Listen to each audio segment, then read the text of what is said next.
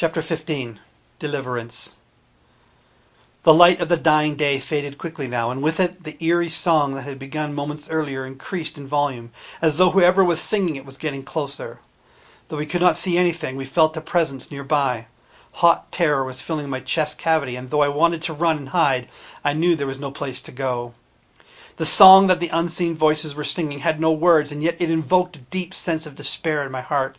It was beseeching me to give up, to surrender my cause and my plans and even my life. From there the song intensified. I felt my hopelessness growing to the breaking point. I wanted to scream my heart out of my chest, to rid myself of breath and soul. Misery, desolation, and darkness threatened to swallow me completely. Through squinted eyes I could see that Bog and Kira were faring no better.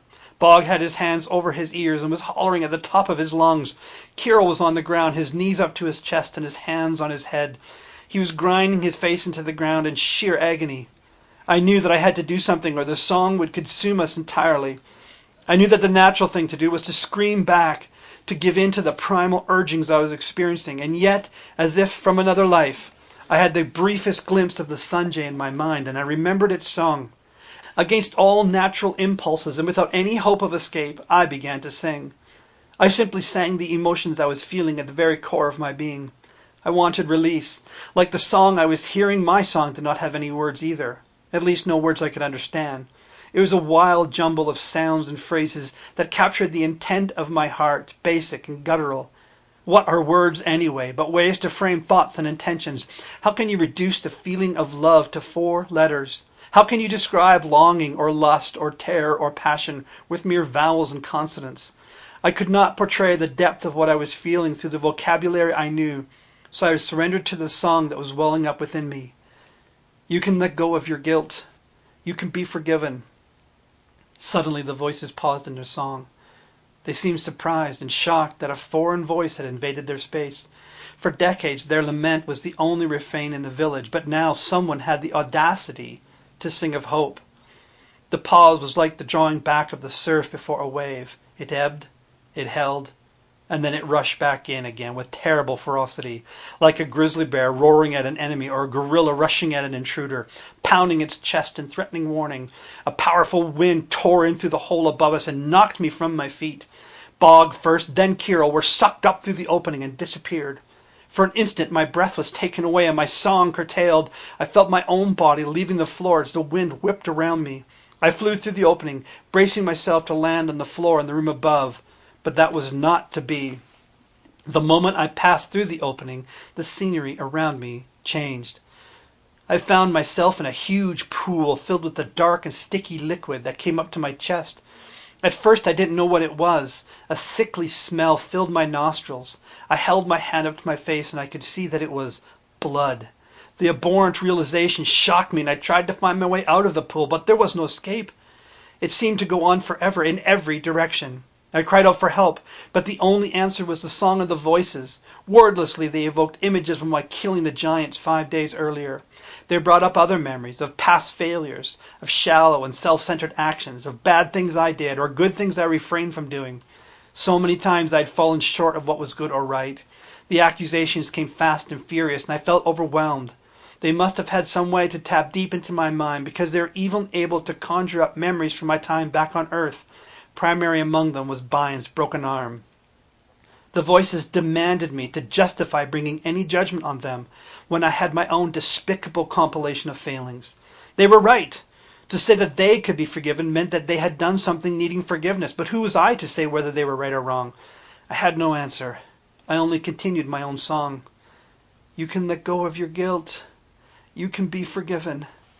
In an instant the pool of blood disappeared, and I was standing alone in the midst of a barren wasteland. I felt like I was dying of thirst. My lips and tongue were parched and dry. My head ached from dehydration.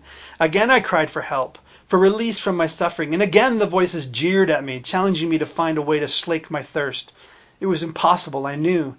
As far as I could see, there was no water, no vegetation of any kind. I felt hopeless at my ineptitude and the futility of the situation.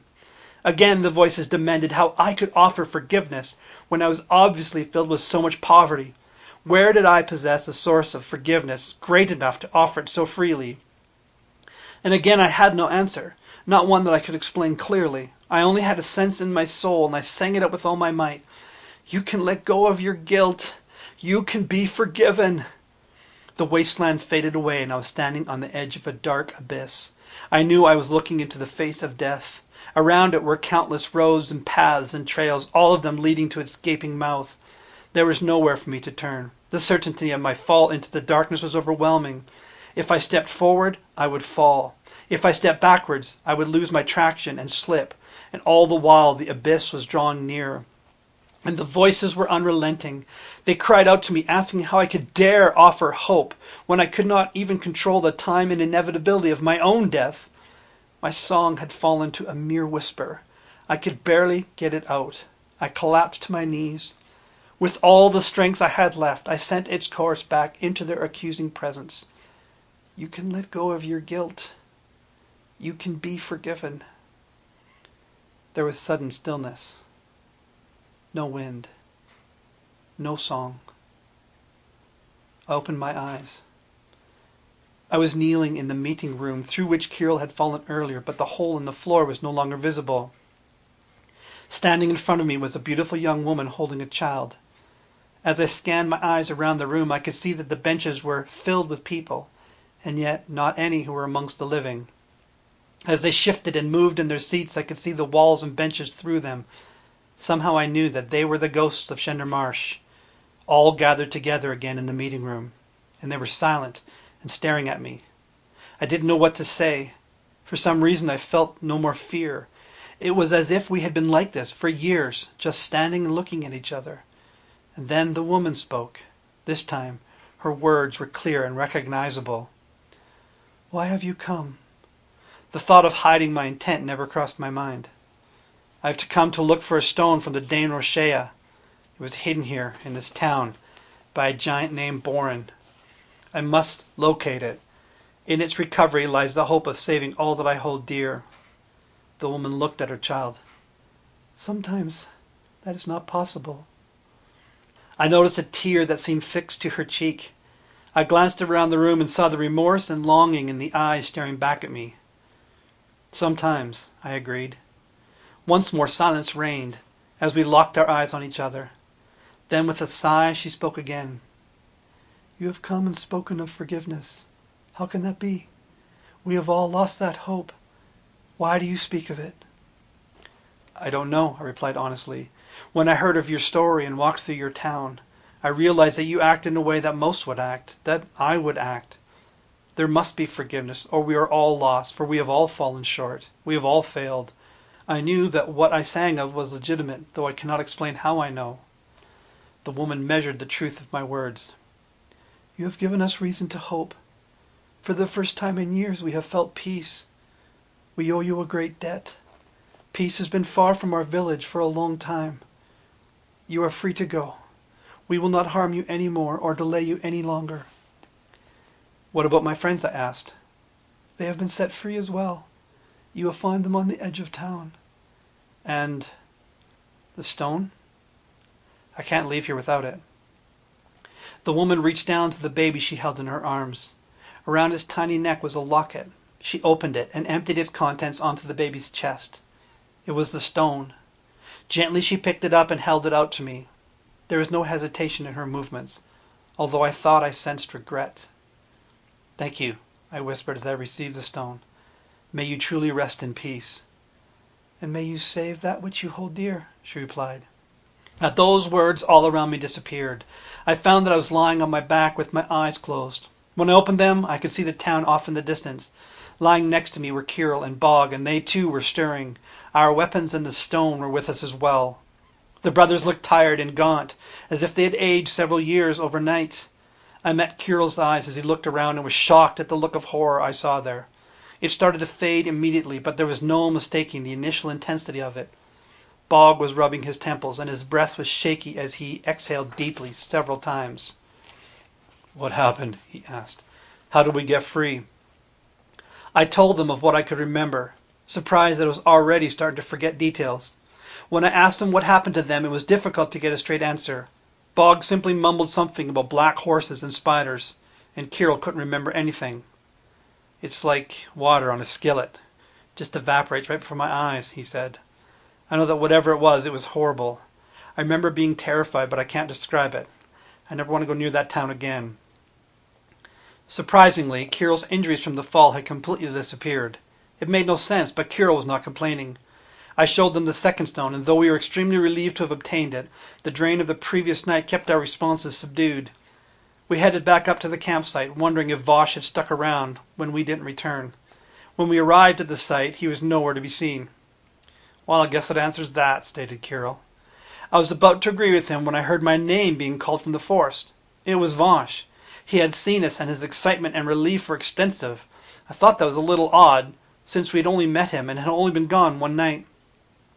"I'm starved," said Kirill, heading to our food supplies. Vosh burst into the campsite and actually threw his arms around me. "I didn't think you would ever come back," he said. "Hey, where's all the food?" Kirill yelled. "I ate it," stammered Vosh. "You ate all of our food? In one night?" "One night? What are you talking about?" "I'm talking about you eating all of our food in one night. We only left yesterday." Vosh looked at us in confusion. You left 7 days ago," he replied. "What?" we asked. 7 days ago you left here and headed down to Shendar Marsh. Around dinner time there was a huge storm cloud that settled over the village. Lightning split the sky and thunder shook the ground, but the cloud was only above the village.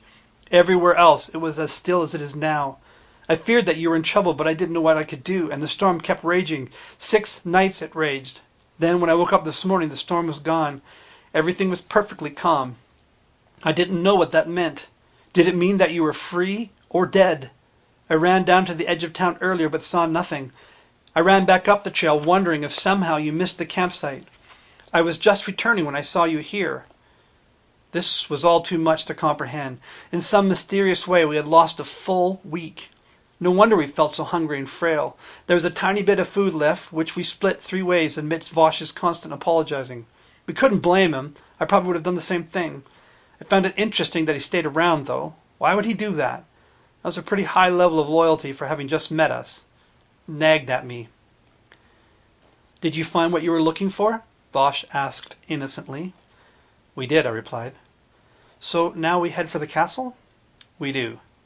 But first we've got to get some food," declared Kirill. "If I really haven't eaten in a week, I'm going to have to get some nourishment quickly. Keeping this figure perfect is no easy task." I could tell that he was trying to be his old joking self, but whatever he experienced in Shendar Marsh had affected him deeply. I wondered what the spirits had confronted him with, what accusations they had laid at his feet.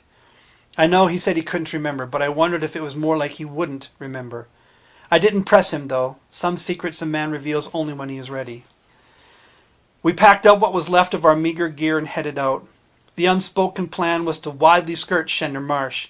We followed the trail down again until we could see the village, and were just about to swing wide when Bog called out a warning. "Look," he said. We turned in the direction he was pointing. Out of the woods, just above the town, we saw a person walking towards us. It was a young girl, maybe 8 or 9 years old. We were all so surprised at this, and not knowing whether or not it was an apparition, we stood still in shocked amazement. The girl walked right up to us without a hint of hesitation. There was no fear in her eyes, no wariness at being confronted with 4 strange men alone in the country. As she approached, we could see that she was carrying a basket with wildflowers poking out the top. She smiled as she passed us by, and before continuing on into town, she pulled out a wildflower and handed it to me. Still speechless, we turned to see where she was going. What we saw made us gasp. The once lonely and abandoned town was now bustling with people. Shopkeepers were sweeping their front porches. A boy was herding a flock of ducks down a street. Several men were standing beside a horse and inspecting its hoof. Every building seemed occupied. We looked at each other in utter confusion, and then Bog started for the town. I was too surprised to say anything, so I just followed him. Kirill followed me, and after a brief pause, even Vosh joined us. We approached the now active village. The men by the horse turned to look at us. They smiled and nodded a greeting. One of them came over and shook my hand. Elsewhere this odd behavior continued, people stopping, looking, smiling, and greeting me in particular. The aroma from the bakery drew us in its direction, and upon arriving, I was handed several loaves of fresh hot bread. When I asked the baker how much, he simply winked at me and gave me a pat on the shoulder. A cheesemonger came out of the building next door and handed me a thick disc of cheese, again with no demands for payment, dried meat, articles of clothing, strong new rope. these were all just handed to us without comment, without expectation. As we progressed through the village, past the buildings that only recently had been utterly abandoned, we were astounded at the normalcy of life in Shender Marsh.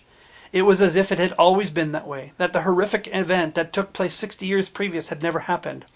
We had no way to describe how this affected us. Every time one of us tried to make a comment, the words just died in our throats. It was all too incomprehensible. We came to the far side of the village, and there at the gate leading out of the town stood an old woman. She stood in the middle of the road with her gaze fixed intensely on me. It was obvious she was waiting for us. Still, in awe, I approached her. Our eyes met. I knew I had seen those eyes before. "Thank you," she said. "You've saved our village." How? I don't understand," I stammered. "It's too complicated," she said. "And besides, what would explaining accomplish? The only thing matters is what is. And we owe it to you and your courage." "Who are you?" I asked softly. She reached up and removed a locket from around her neck.